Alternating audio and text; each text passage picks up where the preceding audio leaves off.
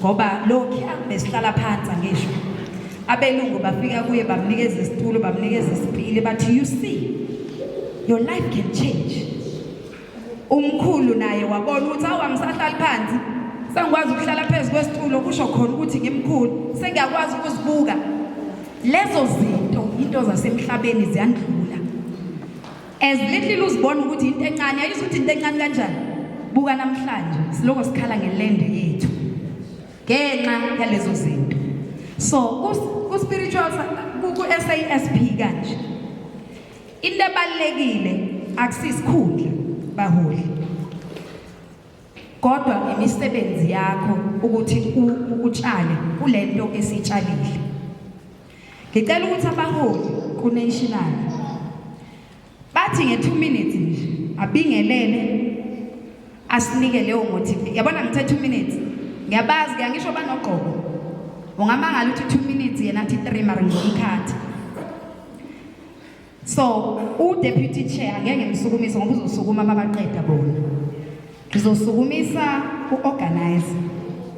Ngiyamcela nje athi 2 minutes. Abaholi labo abasihambelisisa le moto ukuthi igijima.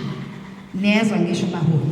Angithi uphezwa omunye umuntu kodwa abaholi abasacrifice isikhathi sabo, abasacrifice imali zabo manje lokuza la, imali zabo abazikhiphayo. Abacomplain uyazi yini bayayazi lenhlupheko esingaphakathi kwayo thina sabalapha bendabuko. Ngalokho ngicela gogo sesikazi uthi amazwi ubulise Nkosi yami uthi 2 kuphela bese uyabuya uhlala phansi.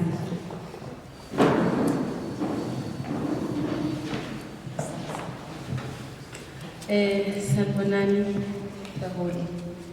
Noma iyazwakala kodwa ke ukuthi voice yami i-loud kabi. Akekho ngeke ngizwe. Lo khulumayo ugogo sisikazi igama lokuzalwa uzalele. Kakhulu ngibingelele abaphathi bami engihamba nabo. Ngibingelele iMpumalanga Nkosi yami siyabonga. Ngibingelele iGauteng esihamba nayo. Ngibingelele abogogo nabomkhulu ngithi emakhosini. Ngibingelele Nkosi yami our guest over there. I know ukuthi today it's about you. Ukuthi ndiyasizwa isizulu ngithi. Amen. Namhlanje ngicabanga ukuthi sokukhulumiwe okuningi engingakusho ukuthi sekulate manje abantu abadala.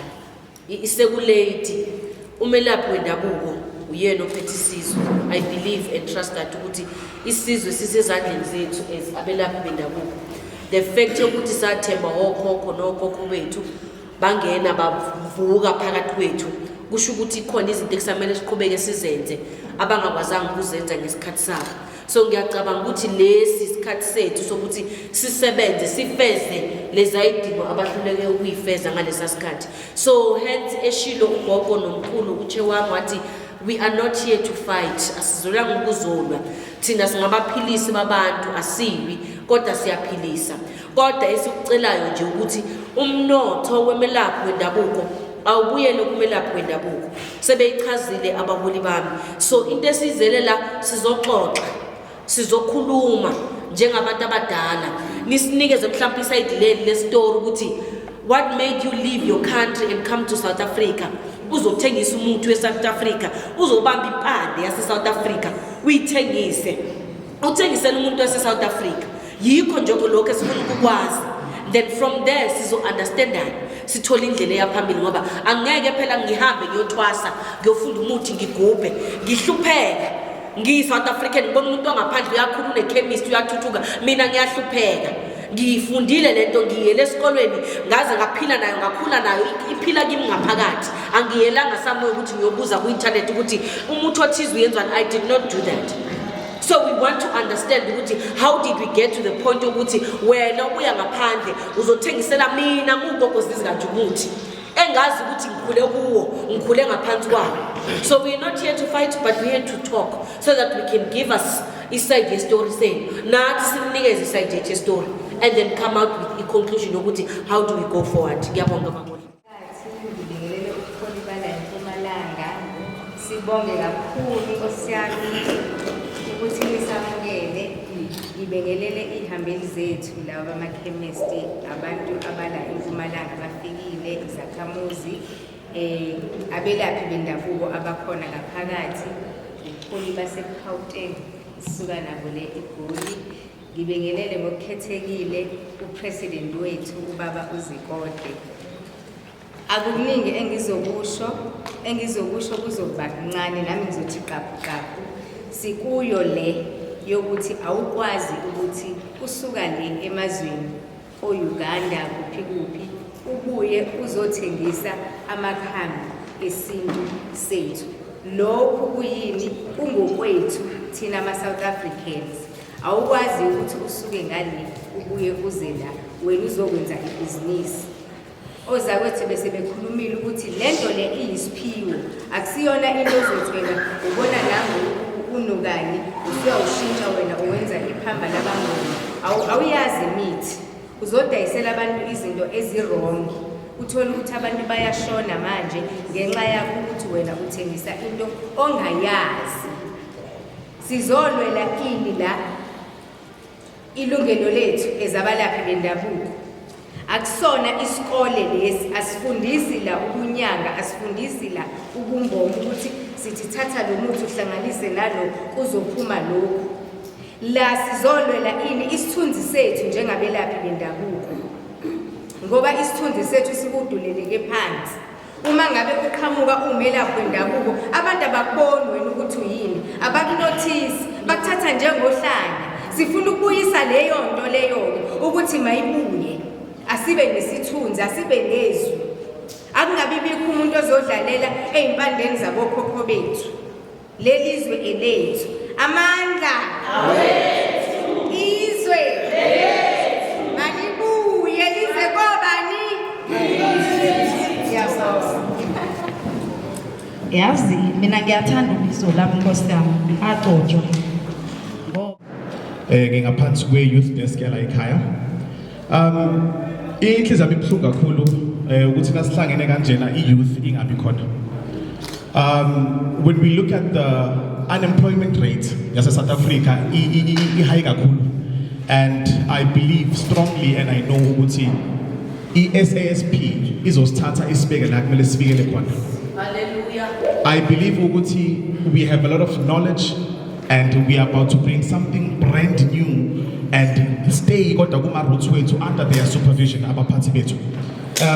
And it's about time i-youth iqala i-regroupa, i-rebuilda bese sesiya-reclaima konke okungokwethu and make sure ukuthi laba abalandelayo kithi futhi bayayibamba nabo indlela ihambe kahle. So we're about to have a lot of events fully equipping us because bakhona abafana njengami asebaqedile basase-youth but abazi ukuthi kumele baqhubeke kanjani. So we need i-supervision abaholi bethu ukuthi each and every year we're going to be hosting events lapho kuzoza khona abantu abasaziwayo celebrities labo esibagijimisayo abasise emaklabhini basisa zonke le ndawo lezi but then we are about to regroup manje bazosiletha khona la ngaphansi kwe-knowledge yokuthi kumele siyibambe siyithole siyigraspe kulaba abadala abasiphethe ukuthi siphinde sibuye endleleni because there are a lot of abantu aba-spiritually gifted abasemajele esibaziyo ukuthi lo bekanobizo kodwa inkinga yakhe azange kusaqhubeka kahle ngapha osikweni wagcina sekawela kwizinto zomhlaba. So I know for a fact ukuthi next year ngalesikhathi lesi sobe sikhuluma story esi-different. Masibonga. Amen.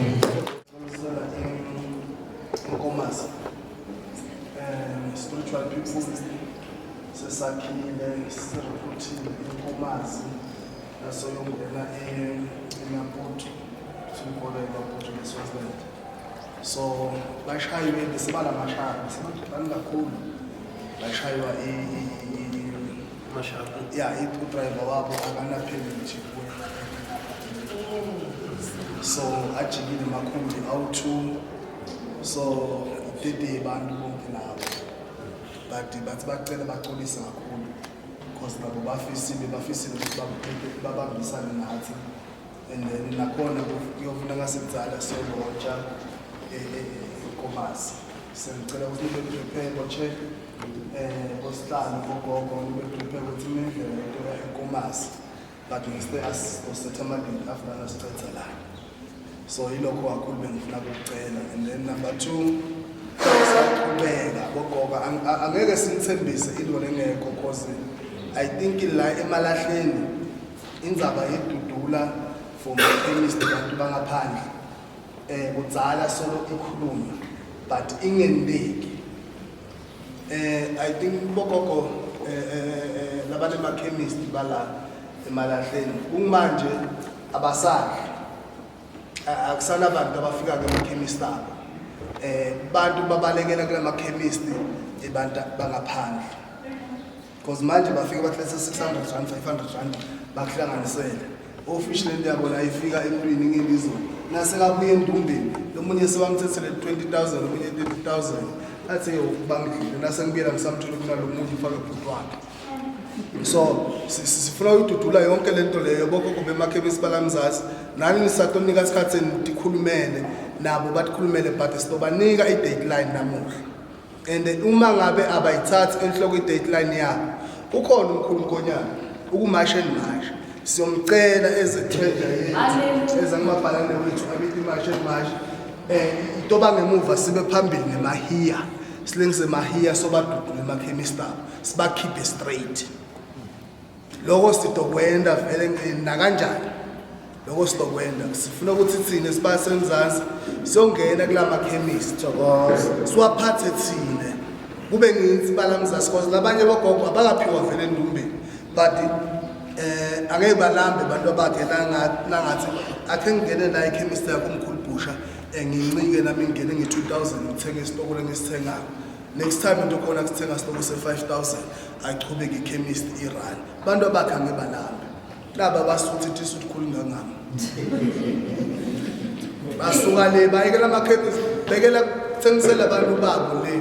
So nako lokho kufuna isikhawunteni boko ukuthi ngalelanga sithi manje imashe siyayisusa yethu thina as spiritual people niphume nisilekelele ningathi nini bemakhemisi balamzasi chubekani thina stories ukuthi siyasebenza asibambaneni sibe into yini and then asiphuma la kube isho ukuthi nisayinile ukuthi niyangena la spiritual people sibe nani la singalweni nani kube nani anikho nathi nikhona khona thokoza